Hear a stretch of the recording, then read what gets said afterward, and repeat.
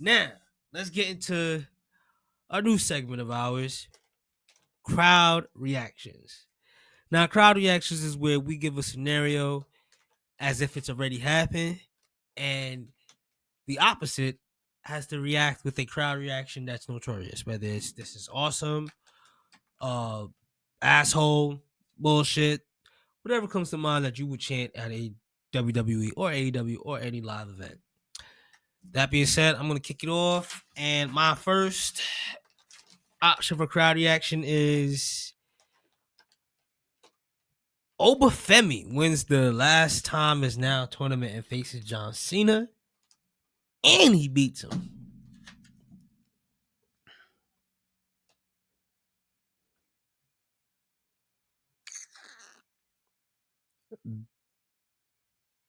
This is awesome. Took you a while, but we're here. This is awesome. This is awesome. I say this is awesome because it'll legit do what he said he wanted to do. Yep. And I do think that Oba is deserving of that, especially someone who comes from a different background, who speaks with that accent on screen. And usually the foreign characters are positioned with a ceiling on them. And I think, not really want to I don't want to compare folks because they say comparison is the best way to kill something.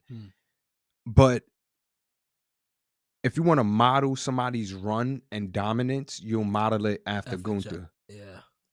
With Obafemi. And I think that's a great position for him. So I'll say this is awesome. Who you got? What do you got?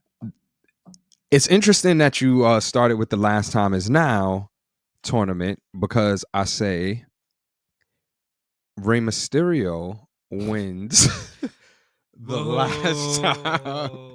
What? Hear me out. Hear me out. Bro. Hear me out. Rey Mysterio wins the last time. Is now challenge defeating John Cena for the IC title with the help of Dominic Mysterio, turning Rey Mysterio heel for the first time in his WWE career. And also, if they're gonna do something at Survivor Series,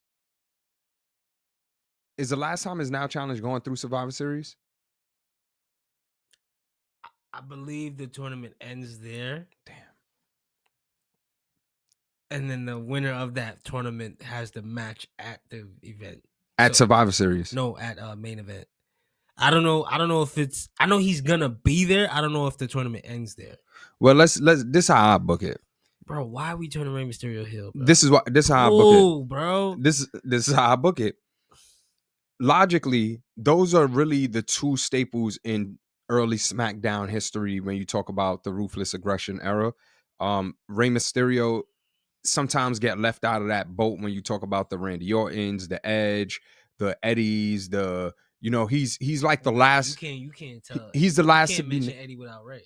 No, to a certain extent, yeah, but he's the last to be mentioned when you mention those names because he's such a nice guy and he's still active as a Hall of Famer. And he said something interesting to Dominic. He said, "Don't you ever talk about the greatest as long as you're in this ring." And I thought that was very, as long as I'm standing in this ring, don't you ever talk about you the greatest luchador, like, period. And that's a fact. When we think about, like, so him just making that claim. Hold on, I gotta say this. Yeah. When we talk about, let's call a spade a spade. When we talk about niggas who's wrestling with a mask on, there's nobody else that comes to mind other than Rey Mysterio. Rey Mysterio is a universal household name. Sorry to speak and break it down like that, but that's just keeping it all the way real. Like, when you think about a wrestler with a mask, you think about Rey Mysterio. You not think about nobody else, bro. Yeah, maybe Kane. Kane. Yeah.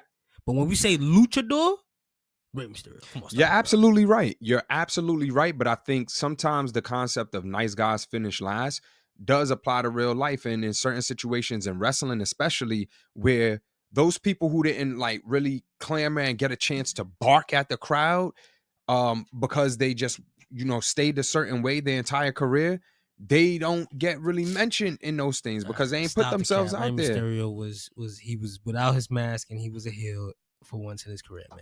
I think him back in it's in San Diego, so we have to do something big in I'd San rather Diego. see him fight Dominic Mysterio for the AAA Mega Championship. Okay. I know mine was kind of off, but Having him do anything else beyond that. Okay, I know this is your thing. no, you good. I just want to piece this together. Have Ray beat Dom for the AAA Mega Championship.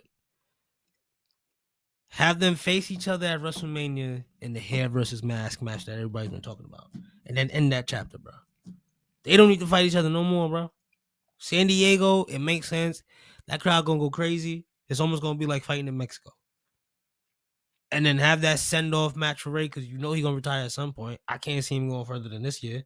Okay.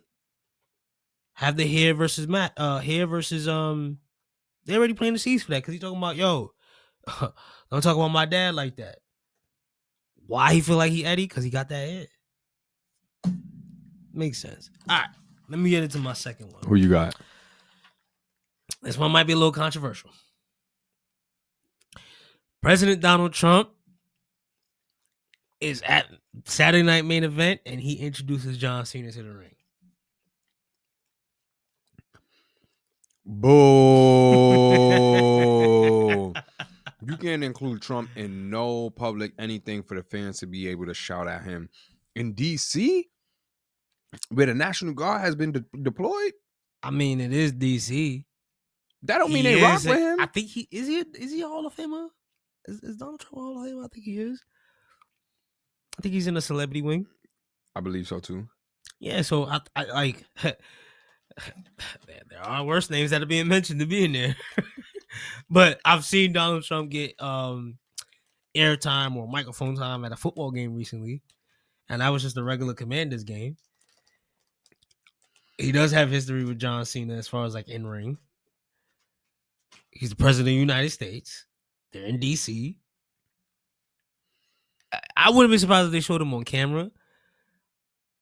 I wouldn't be surprised if he introduced him. Anything beyond that would shock me as far as like physical interaction or anybody else speaking to him or things of that nature. Your crowd reaction is introducing John Cena.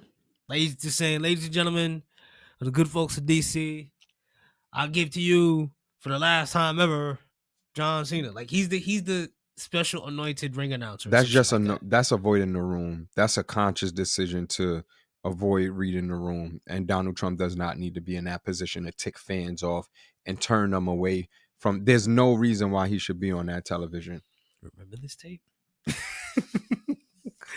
Cut to him because he's the president, but there's no reason they should give him any mic airtime. We got Karrion Kross joins AEW and wins the AEW World Title in his first pay-per-view match within 1 month. And they do that to kick off 2026. The only reason why I like it is because I'm always down for some random shit to happen in wrestling. Like I every now and then I feel like there needs to be some shakeup where it's just a nigga that come out of nowhere. Like, yo, who the fuck is that guy? Yeah, just shake the cards up. And he just win. And you just like, I wish they did this more. I think they did it back in like the 90s where a nigga will come out of nowhere, win his first match or win like a big match, and then you find out about him later on. I'd rather do it that way. So if that were to happen, just shake things up at AEW. Go ahead. Oh. Yeah, like not necessarily AEW, but just shake things up as how wrestling is booked as a whole. Yeah.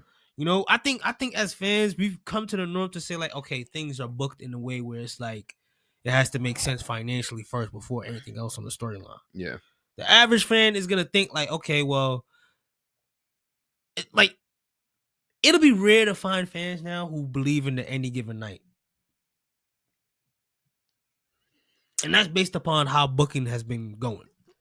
And I think we need to get back to that. So seeing Karrion Kross win on his first match, love it.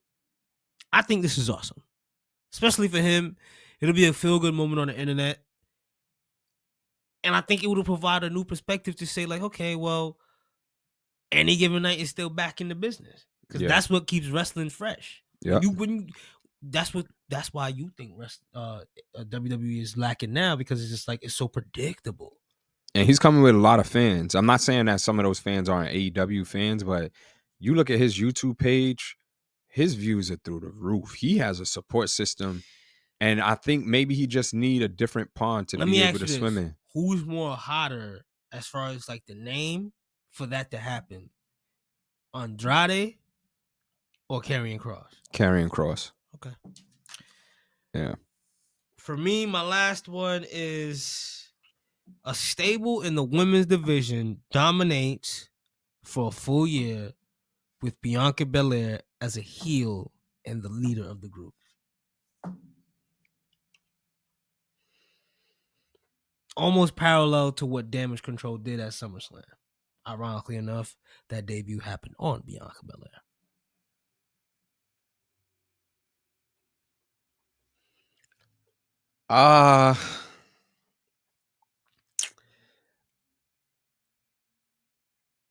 This is confusing.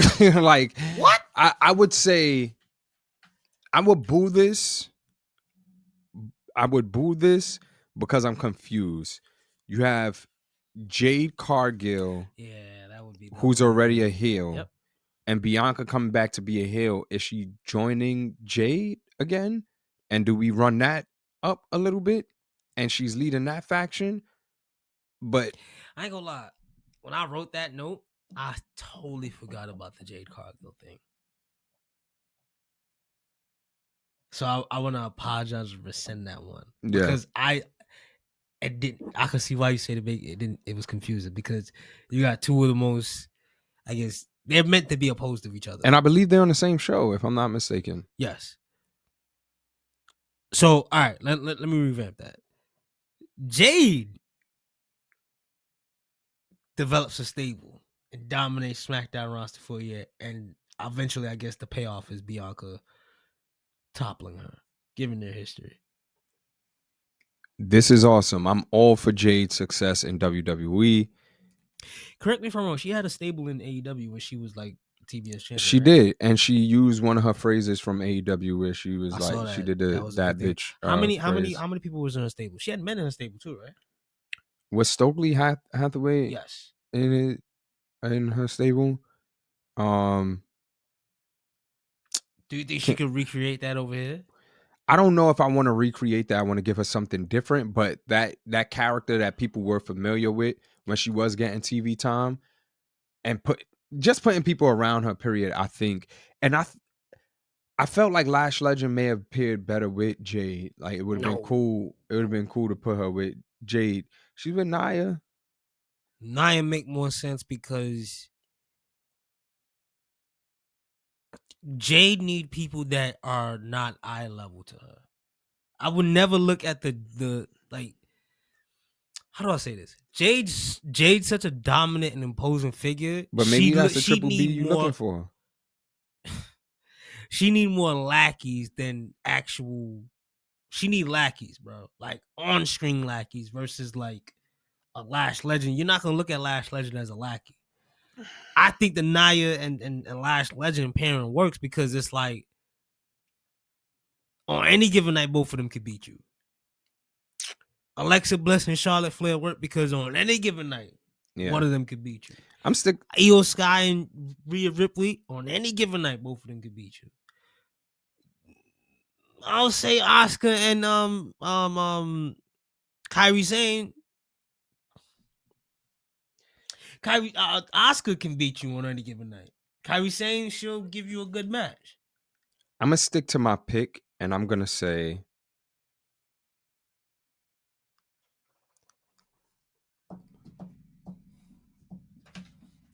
No, I'm not gonna say that. Say it. I'm not gonna say it. Say it, I'm not gonna say it. I'm gonna save it. Who you got last one? Last one I have Austin Theory returns and joins the Vision. You gotta let this shit go, man. What Austin Theory? Oh man. I feel like Austin Theory should be the one to destroy the Vision. How about that one? Maybe at the end. Like you set him up where the same way they made Cody Rhodes like the prodigal son, y'all book him in almost like a pseudo way where he comes back and he's the one to put the nail in the coffin of the Vision, because at one point he was the one that had the Vision on him as the future of the business. I don't think there's no possible way for faces to organically be pushed and become a successful major mainstream face of a company without going through a heel run. I don't think it's possible. Who hasn't gone through a heel run? I'll do you one better. It's I'm not saying just. without going through a heel run that solidifies them as that character. I disagree. I think there's no superstar who hasn't gone through the stable phase. We've had this conversation before. You can't name a wrestler who hasn't gone through the stable phase.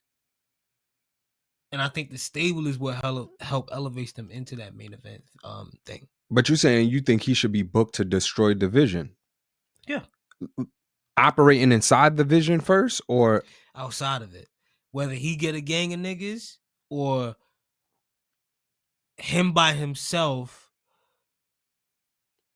kind of does it in the way where they booked Cody Rhodes in the sense. I'm not saying they gotta give him the same wins, but like they make him almost like a crusader where it's just like his vision is to just destroy the Vision. That makes no sense because there's no connection to them, no reason why he would want to, pursue them and fight for WWE. His Because name is at not even one that point, big. He's supposed to be. WWE looked at Austin Theory as the future main eventer, the same way that they're now calling Braun Breaker, the same way that they're now calling Austin Reed. So to derail that, he gets back. He finally unlocks that character that everybody thought he was supposed to be, or that he finally becomes the guy that everybody thought he would be, just despite that projected vision that was once put on him. Can't come back as a face doing that. I'm not gonna get behind him as no world tight, no nothing. There's a ceiling if he comes back as a face. You got to give us a reason, and there's very limited reasons for you doing it as a face. Aside from I'm a good guy, fans cheer for me, I do it for y'all, and I want to sell merch, and I want y'all to wear my stuff. There's nothing, no reason he should come back as a face. We need him to be able to tell a story. We need him to be able to get the fans invested in who he is, and he may need the support. And I think him chasing something and saying, you know what, y'all shitted on me back then. Y'all put me down in the ground. Yeah, I done teamed up with freaking Grayson Waller, and then but do Grayson Waller dirty one of these segments. Like, hey, dude, what's up? You remember us from back then? Like, just do him dirty, become a big asshole. We don't need to see Austin Theory heal again, man. Like enough is enough, bro. Get you some morals and fight the good fight. All right, that'll conclude crowd reactions.